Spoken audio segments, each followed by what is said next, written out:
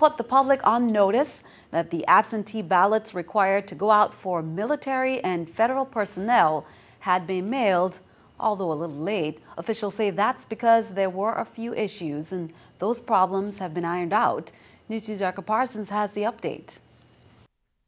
Absentee ballots for military personnel and other federal workers were mailed out Monday, 2 weeks after the deadline. Elections officials said the circumstances were beyond their control. We have new systems, new equipment, new ballot style. And some of the concerns or issues we had to encounter was trying to apply Title 18, which hasn't been updated, to the new ballots and ballots preparation. Also a lot of edits. By law, the ballots needed to be mailed to military and overseas personnel by June 17th, and the election system sent out a total of 6 for those who applied. Out of those, only 3 had requested ballots on time. The application process opened on the 3rd of June and it closes on the 15th of July. So that's for the person to apply for a ballot. For the military and overseas, now we have to mail theirs out with this new law that came into being in October, 45 days before. That's 45 days before the primary election, which falls on August 2nd this year. Fox, who's been on the other side of the table, says there's still plenty of time. So there's still over 30 days or more for the military. Again, I was in the military, and so I knew because I served in Cuba and I got absentee ballot. I mean, even if you get it a week before the election, once you get it postmarked and sent back, they have to count it. Supervisor Fox sent the soldiers a letter of explanation for the tardy ballots. She said she also kept the government abreast of her progress, including a report that has to be submitted. I was in constant contact with Attorney Jacobs, who's a representative here, and they are aware of our requirement and our lateness. And like any federal requirement, if you can't meet the deadline, you let them know and they adjust. Military or otherwise, voters have until July 15th to apply for absentee ballots, and officials vow to send out each request. The ballots are prepared by a stateside contractor, and Fox said nothing less than correct could be accepted. As a supervisor, I'm responsible for the ballot. My name is on the ballot, and I'm not going to sign off on a ballot that has errors. Erica Parsons, News 2. Now, the last day to turn in applications for absentee ballots for the primary election is tomorrow, July 2nd. Supervisor Fox says the sample ballots are ready for pickup if voters want to take a look. The voting machines will be tested on July 31st and the public is invited. Juvenile Bureau detectives have reported that they have located a missing 14-year-old minor, Taharqa Wade. According to detectives, on Friday, June 13th, Wade ran away while attending the Adelita Cancrine Junior High School. He had since been spotted several times on St. Thomas at the Oswald Harris Court and the Pearson's Garden housing communities, Sugar Estate, Thomasville, and the Boulevard.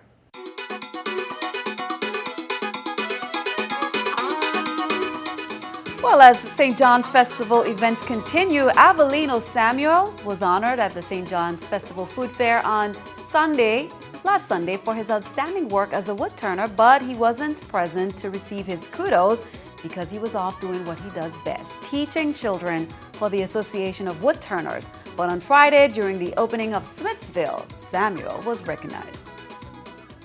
The food fair was one of the first avenues in which I got the chance to explore my talents and develop my talents. So where I'm at now is really due to my participation in the fairs. Anyway, I was away doing a bunch of workshops. I'm now a professional woodturner, so I teach classes all over the place, from all over the US, Canada, Africa last year. I'm going to Australia next year. So I'm quite busy off and on teaching classes all over the place. So when I was gone, I taught in Asheville, North Carolina, taught at Armand School of Art in Gatlin, Tennessee, in Atlanta, Georgia, in Charlotte, North Carolina, and I also was in Phoenix, Arizona. And congrats to Avelino. Now here's a look at Smithsville musical lineup tonight. On Tuesday, it's Daddy Jones and the Crew, followed by Express Band and Crossfire. Wednesday, our very own Rudy Live hits the stage, then Spectrum in the spotlight, and closing out the night, Bungie Garland and Faye Ann Lyons. Thursday, Emancipation Day, core band out of Nevis, De Soldier, Michelle Montano, and Patrice Roberts, and Darylee Henry. Now, continuing with the events, Thursday, July 3rd, of course, there's an Emancipation Day celebration at 10 a.m. in the Franklin Powell Park. You can expect some cultural reenactments and more as part of the St. John Festival celebration. More about that in a second. On Friday, July 4th, Juve will be held at sunrise at the St. John National Park. The festival parade kicks off at 11 a.m. Then the festival fireworks 9 p.m. in the Cruz Bay Harbor. Now on Saturday, July 5th, because it's Saturday, there will be a Festival Village wrap-up. Well, as we just mentioned, July 4th celebration will be held in commemoration of Emancipation Day on St. John. And this year, they say there's a special effort made to bring emancipation into focus as St. Johnians celebrate the 166th year since slavery was abolished. There will be lots of events, a full day of events from 11 a.m. until sundown. And here are some of the events on the lineup. There will be some welcoming remarks at 11 a.m. Flambeau Combo performs from 11:50 to 12:30. Then we have Marcel with an emancipation dance, political commitments after that, drums, conch shell call, that's from 2 to 2:15, choral presentation, the BCB Quill Bay Band, that's from 2:40 to 3, and then there'll be a play, drama, 3 o'clock. Then the reading of the proclamation from 3:35, dynamic dancers at 4:20, a roundtable forum at 4:45, and then an open mic forum from 5:45 until sunset. And Emancipation Day events continue. History, Culture, and Tradition Foundation, Inc. They're inviting the public to their Emancipation Day celebration activities on St. Croix yesterday, today, and tomorrow, 2014. This 166th commemoration of Emancipation Day, 1848, is an educational, fun-filled event for the entire family. The day's activities include cultural entertainment, orators, food, drink, and craft vendors. The event begins at 3 p.m. in Fredericksted's Bodo Park.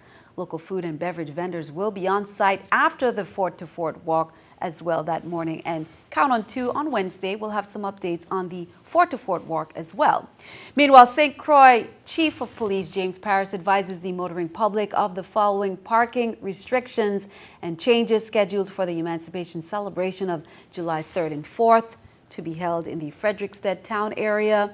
They say any vehicles found parked in restricted areas will be ticketed and or towed at the owner's expense. Chief Paris extends his greetings for a safe and enjoyable Emancipation Day weekend, but wants everyone to keep the no parking restrictions that will be in effect for the following streets from 12 p.m. on July 3rd until the completion of the activities in Bodo Park, Custom House Square. Now, the intersection of Strand and Market Street north to Bodo Park, Custom House Street at King Street, and the parking area located between the UCA building and the Oscar Henry Customs House. Now on July 4th, the 2014 music concert and fireworks display will be on Strand Street. No parking restrictions will be in effect for the following streets from 6 a.m. on July 4th again, and that's until the completion of the July 4th activities. No parking on Strand Street, Market or Hill Streets, which also will be used as emergency exits. One-way traffic will flow north on King Street into Frederickstead Town. One-way traffic will flow south on Queen Street out of Frederickstead Town. Turn our attention overseas. A major setback in Iraq as lawmakers fail to set up a new government. The timing couldn't be worse, with sectarian tensions simmering and an insurgency vowing to take Baghdad. The U.S. is increasing its military presence there, but Iraqis want more. Craig Boswell reports from Washington. It is unclear who has the upper hand as Iraqi forces battle a Sunni extremist group that has already seized large chunks of territory north and west of Baghdad. The group's leader released an audio message calling on Muslims to help build an Islamic state. The U.S. is increasing its military presence. The situation on the ground continues to change. It's very fluid. It's dynamic. The threat to Baghdad is still very legitimate. The president informed Congress Monday he'd ordered up another 200 troops to provide security for the U.S. Embassy and the Baghdad airport. Iraq's ambassador to the U.S. says his country is turning to other nations for military help because there's no time to wait for more U.S. aid. It should have happened yesterday. They've asked for U.S. airstrikes. United States can provide a game changer on the ground with regard to air supremacy. Are Iraqi forces holding right now? We're more in a, let's say, in a better shape than we were. The U.S. is pressing Iraq to come up with a political solution, but Tuesday, Sunnis and Kurds walked out of a parliament session no closer to forming an inclusive government with Shiites who currently hold most of the power. Craig Boswell, CBS News, the White House.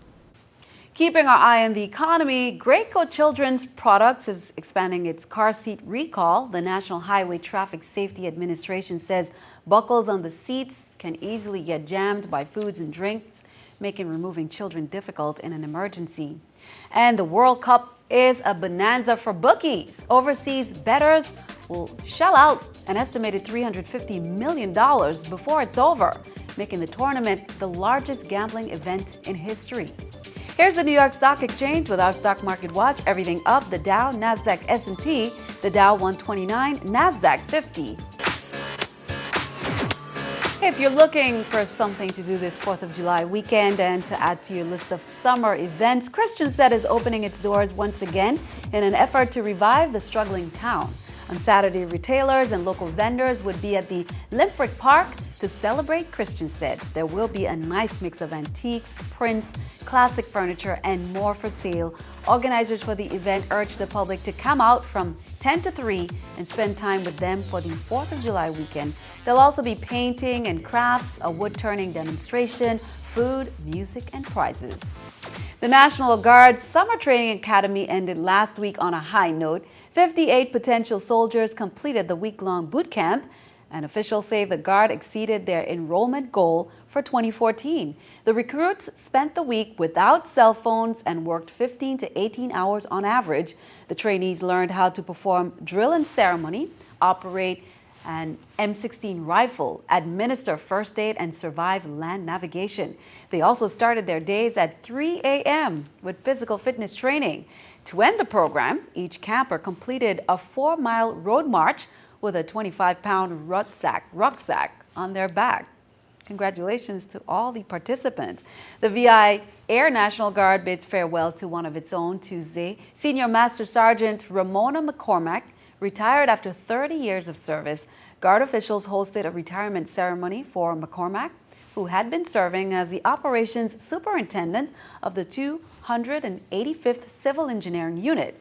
She's been serving with Wing since 2002 after years of service in Alaska. Military officials presented her with flowers, a flag, and commendations. They also thanked her and her family for her years of service to this country. There will be a general meeting for all veterans of the armed forces living on the island of St. John on July 9th, 10 a.m. at the Administrators Conference Room in Cruz Bay. The American Legion's department and district commanders will be in attendance to discuss updates on Legion activities and other veterans issues. For further information, you can call Harry Daniel at 774-6100. The youth in the community also will be given the opportunity to discuss solutions on major issues with 3 youth hall meetings coming up presented by the Legislative Youth Advisory Council. The council is inviting youth ages 14 to 23 of each respected district to attend. And here are the dates. On St. Thomas, it will be held on July 7th at the Otley Legislative Hall. On St. John, it's set for July 9th at the Legislative Conference Room. Then on St. Croix, July 11th at the Fritz Lowett's Conference Room. All meetings are from 12 p.m. to 3 p.m. The agenda includes a discussion on allowing high school students to bring their cell phone and or electronic devices to school, among many other topics. In recognition of Independence Day, VI lottery tickets for today's drawing included the colors of the Caribbean island style, red, white, and blue. Lottery reps urge you to declare your independence from bills, an older car, old appliances, and even a tired wardrobe by giving yourself a chance at winning the $175,000 top prize. With that in mind, here are today's winning numbers. The VI Lottery presents draw results of today's drawing exclusively on News 2. Here are the top prizes. 5th prize for $20,000, 04022. 04022. 4th prize for $30,000, 04052. 04052. 3rd prize for $40,000, 03056. 03056. 2nd prize for $65,000, 14189. 14189. And the grand prize for $175,000 is 11771. 11771. If your ticket number wasn't called, keep trying. One of these days, your number could win. The next drawing is July 17th. Play the VI Lottery and imagine the possibilities.